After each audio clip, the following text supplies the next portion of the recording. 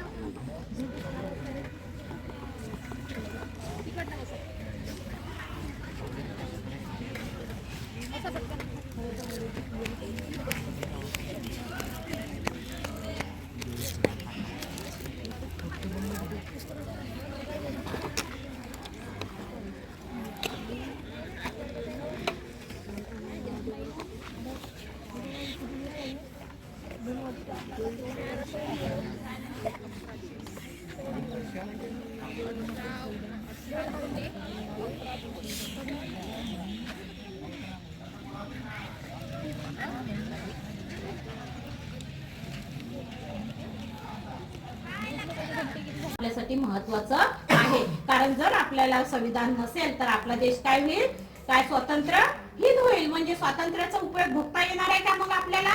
नाही, अराजकता माजेल. आणि ही अराजकता आपल्या समाजात माजली तर आपला समाज अधोगतीला जाईल. म्हणून आपल्याला एक संध बांधून ठेवण्याचं काम कोण केलं असेल तर संविधानानं केलं आहे. आणि आपल्या देशाची, आपल्या समाजाची प्रगती ही 4 पायऱ्यातून होत असते. मी नेहमी तुम्हाला भाषणामध्ये सांगते की आपली प्रगती कोणत्या किती पायऱ्यातून होते?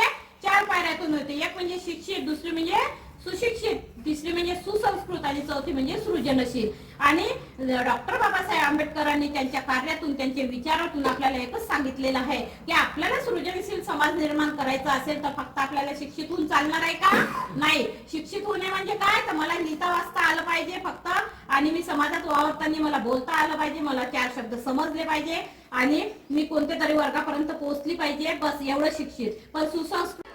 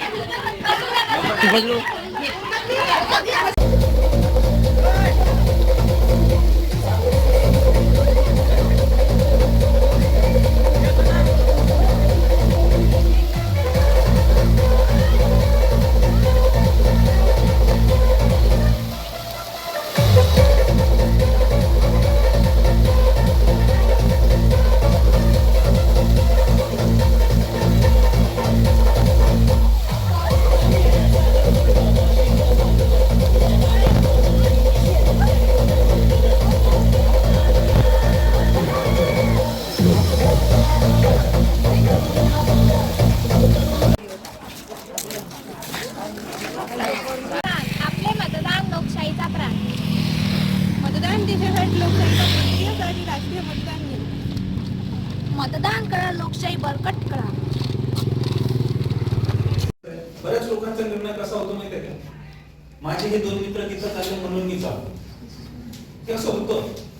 आम्हाला 20-30 वर्ष झाले त्या फील्ड मध्ये, तर माहिती आहे की मित्र तिकडे चालले म्हणून मी चाललो. आणि नंतर थोडं पुढे गेल्यावर कुठल्याही वाटेवरून वापस येणं इतकं सोपं नसतं. तुम्ही सपोज मित्र आठचा चालले 2 वर्ष शिक्षण झाल्यावर लक्षात आलं की नाही, आता माझा इंटरेस्ट इंडियाच नाही, मला इकडे नव्हतं जायचं, मी हे करायला पाहिजे होतं. मग अशा वेळेस वापस 10वीवर वापस यावं लागतं. 10वी परत नाही करावं लागत, पण 10वीच्याच पर्सेंटेजवर तुम्हाला रस्ता दुसरा पकवावा लागेल. रस्ता चुकतो तेव्हा कसं होतं, एका रस्त्यावर 2 टर्न आले, मला इकडे जायचं होतं पण मी रस्ता चुकलो, या रोडने बराच समोर चालला गेलो, मला वापस त्या पॉइंटला यावं लागेल, तिथून इकडे जावं लागेल. हे होतं डिसिजन चुकलं तर. आणि हा निर्णय घ्यायसाठी आता तुम्ही म्हणणार नाही की आताच विचार करा, किंवा इव्हन हे पण नाही म्हणणार की ऍडमिशनची तयारी आतापासून करा. तुमचा प्रश्न आहे, तुम्हाला डिसिजन घ्यायचा आहे, विचार करून घरच्यांच्या संमतीने, घरी काय म्हणतात, तुमचे टीचर्स इथले काय मार्गदर्शन करतात